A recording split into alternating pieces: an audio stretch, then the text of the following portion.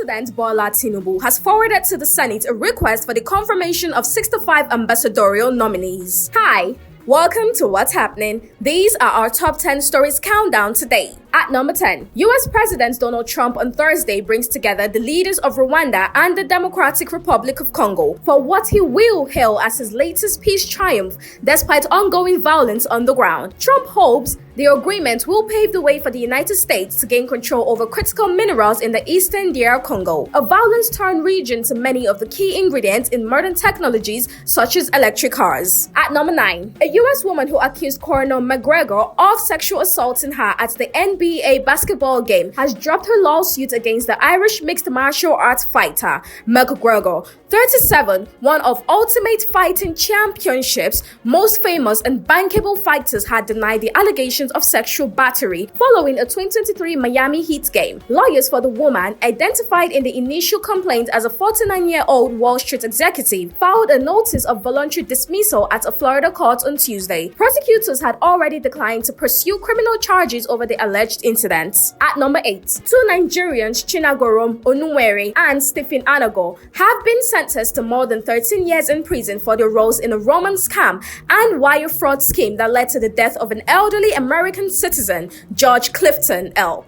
Corker of the United States District Court for the Eastern District of Tennessee at Greenville handed down the sentences to the pair and their associates, Salma Abducted, a 29-year-old Sudanese national, the U.S. Department of Justice announced on Wednesday. At number 7, 5 abducted students of the Rivers State University have been rescued unhurt following a combined operation by the Rivers State Police Command, sister security agencies, and critical support from local community leaders, according to the Rivers State Police Command. The rescue operation was carried out in nearby Rumo Dogo 2, where the suspects had taken the victims. At number 6, the United States Department has announced a contribution to the humanitarian effort in the Northwest, providing $5 million to the United Nations Children's Fund to address acute malnutrition among children in the region. In a statement issued on Thursday by the U.S. mission to Nigeria, the funding will enable UNICEF to deliver life-saving nutrition support to at least 70,000 children with acute malnutrition in Northwest Nigeria. The statement said the assistance will go toward essential supplies,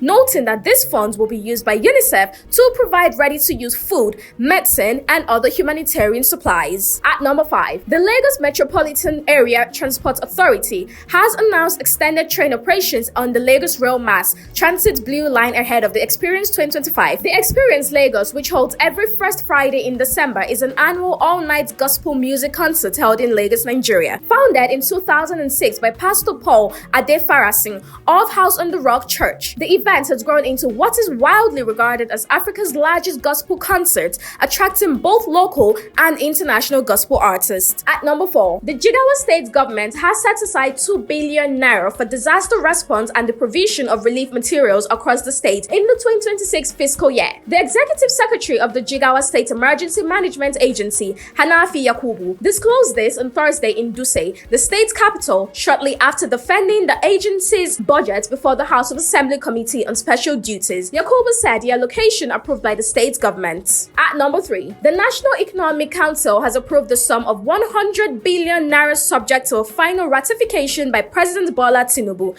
for rehabilitation of training institutions for police and other security agencies across Nigeria. This followed recommendations by the ad hoc committee earlier constituted to assess the state of police and security agencies training institution nationwide. At its 154th meeting held virtually on Wednesday and chaired by Vice President Kashim Shettima, NEC also approved the sum of 2.6 billion naira for consultancy services for the project. At number 2, 6 people have died and others have been wounded in a road crash along the Lokoja-Okene Road. The Kogi State Commissioner for Information, Kingsley Fanwo, said the accident involved a bus carrying passengers returning from the 2025 International Day of Persons with Disabilities held on Wednesday at the Government House, Lokoja. At number 1, President Bola Tinubu has forwarded to the Senate a request for the confirmation of 65 ambassadorial nominees, comprising 34 career ambassadors and 31 non-career ambassadors and high commissioners. The letter conveying the request was read on the floor of the Senate today by the President of the Senate,